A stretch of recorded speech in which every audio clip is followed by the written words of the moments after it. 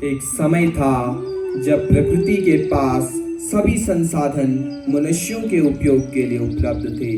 धरती पे रहने वाले सभी जीव जंतु खुशी खुशी झूम रहे थे। पेड़ पौधे जंगली जानवर सभी खुश थे। माँ, तुम्हारी गोद में इतना सुकून कैसे है जो हम सब में नई ऊर्जा भर देता है? पुत्री, क्योंकि तुम सब यहाँ पर मिलजुल कर रहते हो, सब अपने काम से संतुष्ट हो और सब अपने दायरे जानते हो, इसीलिए तो तुम्हें मेरी गोद में इतना सुकून मिलता है। माँ, क्या हम सब सदैव ऐसे ही खुश रहेंगे? पुत्री, ये सब तो तुम पर निर्भर करता है, क्योंकि सभी जीवों में से सबसे अधिक बुद्धिमान और सबसे अधिक सक्षम तुम हो। मेरे द्वारा दिए गए प्राकृतिक संसाधनों का उपयोग यदि तुम एक उचित ढंग से करोगे, सबके विषय में सोचकर, स्वार्थ को त्याग कर, तो निसंदेह मेरा वातावरण तुम्हें सदैव शांतिपूर्ण मिलेगा और मैं हमेशा खुश रहूंगी और स्वस्थ रहूंगी और तुम भी सदैव सुख में रहोगे और उन्नति कर पाओगे। पुत्र वृक्ष, तुम कुछ नहीं पूछोगे? नहीं माँ, आपने तो हमें दूसरों के काम आने के लिए ही जन्म दिया है। हमारे लिए तो आपका प्रेम, ये शुद्ध जल, ये उपजाऊ मिट्टी ही काफी है। तो फिर जाओ पुत्रों, अपने अपने कार्य करो, परंतु एक बात सदैव याद रखना, कोई ऐसा कार्य मत करना जिससे मेरी हानि हो, मेरे अन्य पुत्रों को पीड़ा पहुंचे और अंत में तुम्हें भी केवल पीड़ा मिले। अब जाओ। इस प्रकार प्रकृति के सभी बच्चे अपना काम करने चले गए। कई साल सुख से गुजरे। फिर इंसानों की जनसंख्या और पैसा दोनों बढ़ने लगे। इंसानों की ज़रूरतें हसरतों में, फिर लालच में और अंत में हवस में बदल गए। इंसान लापरवाह होते गए और उन्होंने प्रकृति की परवाह करना छोड़ दिया।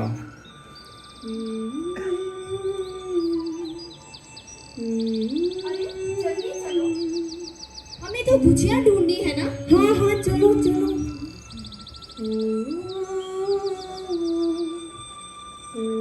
मिल रही है ना? नहीं नहीं, यहाँ तो ये सब क्या हो रहा है? यहाँ तो एक भी गुजिया नहीं दिख रही है। हाँ, यहाँ तो मिली नहीं। अब क्या करें? चलो हम इस जंगल को आग लगा देते हैं। इससे क्या फायदा होगा? अरे, इससे हमें अगले साल बहुत सारी गुजिया मिलेंगी। चलो, लेकिन आग लगाने से तो हमारा ही नुकसान होगा ना? तुम ये सब कब से सोचने लगी? अरे अपना फायदा सोचो। जंगल को आग लगा देंगे, पेड़ सारे जल जाएंगे और अगले साल हमें बहुत सारी गुजिया मिलेगी। कितना फायदा होगा हमारा। हाँ, चलो मेरे साथ। चलो चलो चलो।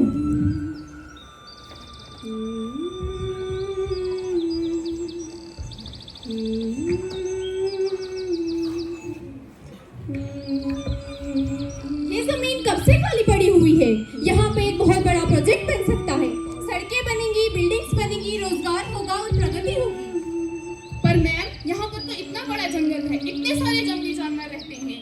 अगर हम यहाँ पे पेड़ काटेंगे तो हमें जो साफ हवा मिलती है ना, हमें साफ हवा मिलेगी, और जो जंगली जानवर है उनका क्या होगा? ये जंगल काटना तो गलत है ना मैम?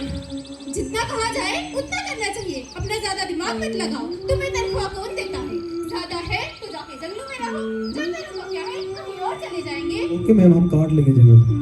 चलो औजार लेकर आते हैं।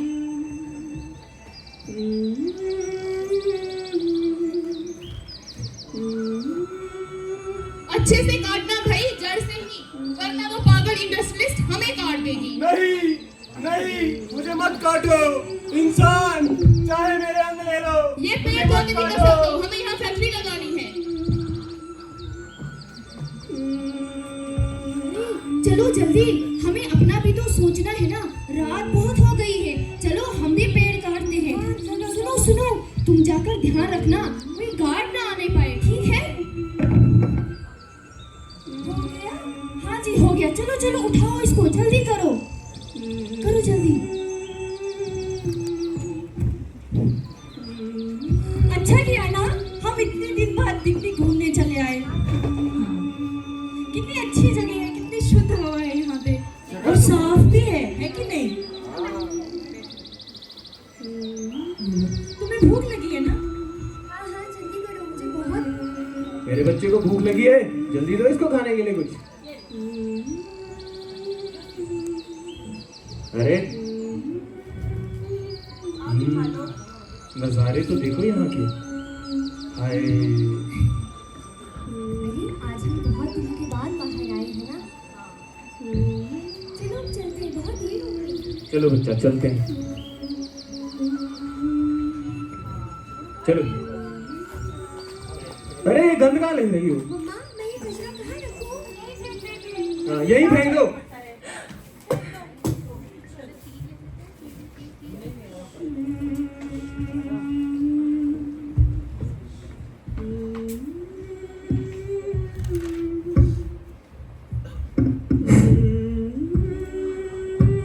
पार्टनर, ये जगह एकदम परफेक्ट है कि नहीं? पानी भी है, जमीन भी है, इंडस्ट्री हमारी यहीं पे स्टैब्लिश होगी, है कि नहीं?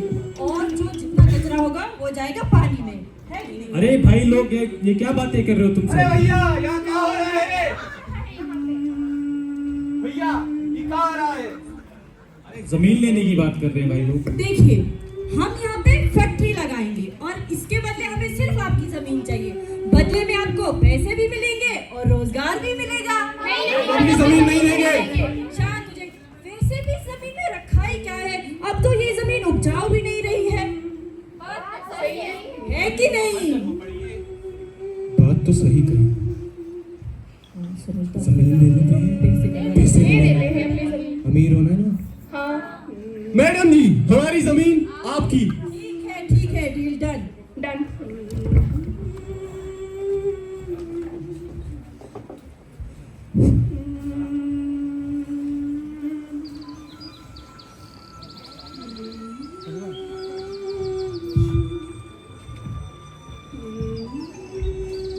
भैया एक पेन देना।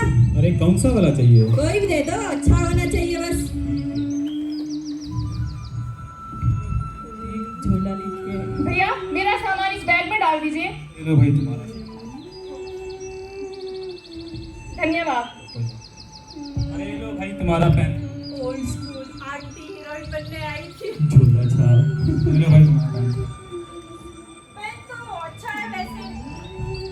एक काम कीजिए, आप पॉलीथीन भी दे दो। अरे एक पेन के लिए बदले तुम्हें क्या पॉलीथीन चाहिए? क्यों पैसे नहीं दिए हमने आपको? क्या समझा? भैया पैसे देना, पॉलीथीन दोगे कि नहीं? ये क्या मगजमारी है भाई? ये लो हाँ, तुम्हारा चुपचाप लो। पॉलीथीन।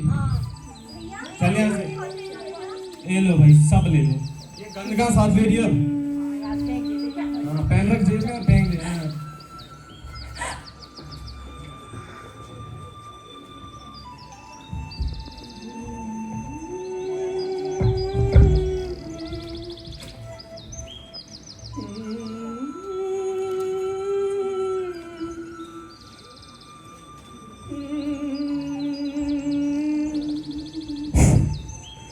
अरे ये इतना सारा कचरा है यहाँ पर, कितनी बदबू आ रही है।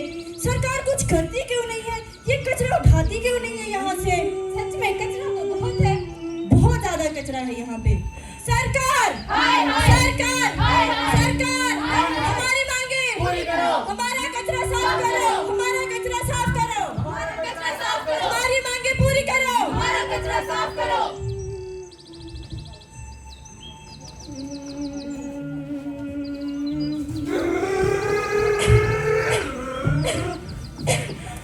रात हो गई है, कचरा बाहर फेंक दो। हाँ, वैसे भी बहुत कचरा हो गया है।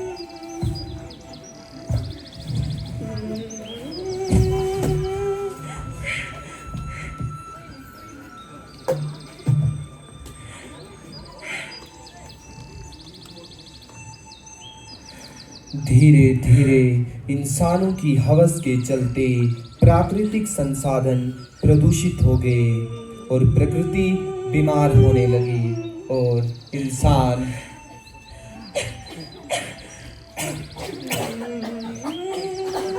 खांस रहे होंगे अब तो वो भी लेटे लेटे अपनी कब्रों में।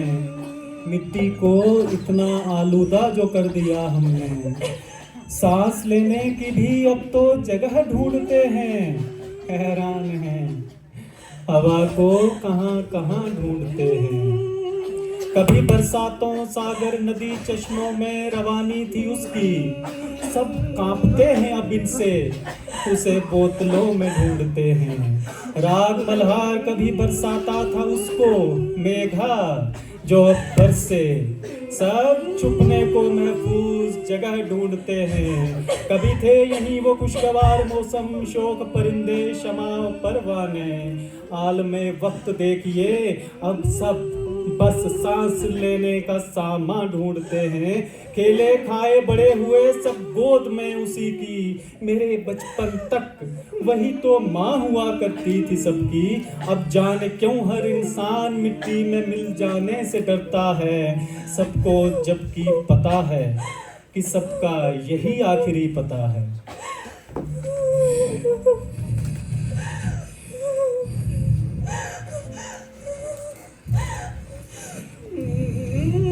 माँ,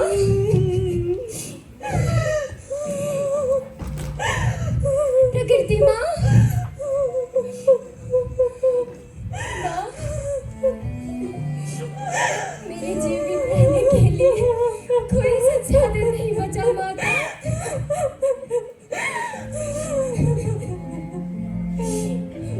सहायता करे माता।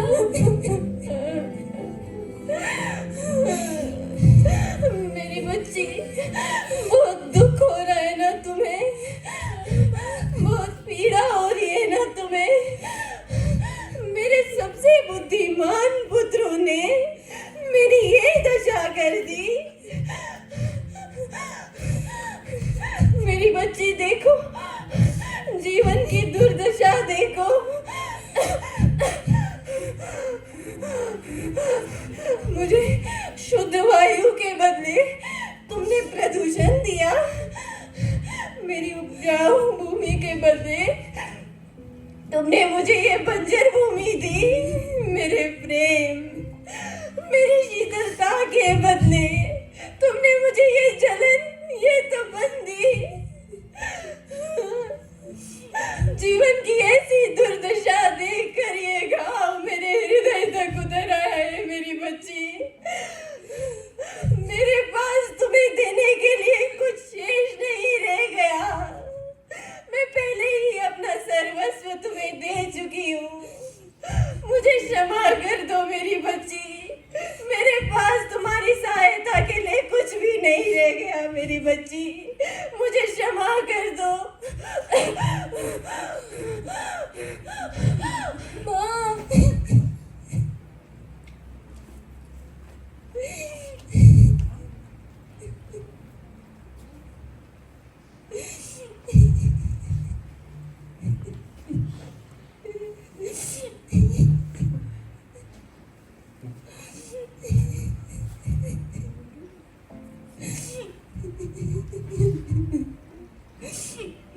मेरे जीवित रहने के लिए कोई भी संसाधन नहीं रहा।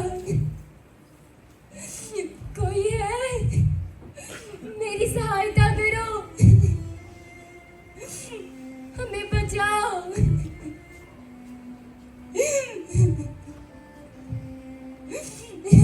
वातानुकूलित सुविधा संपन्न मकान में सोया था जो आई झपकी छोटी सी। सपने में देखा सब धुआं धुआं सा, मौत सा सन्नाटा। ऐसी कोई चीज नहीं जो हो कुछ जीवित सी। बस चारों तरफ रेगिस्तान था, धुआं इतना मानो दिन दहाड़े पसरी हो रात सी।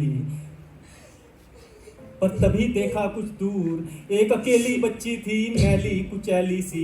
कोई संग नहीं था, बोझिल सूनी आंखें, भारी सांसें मुझको जड़वत देख रही थी, थकी थकी सी।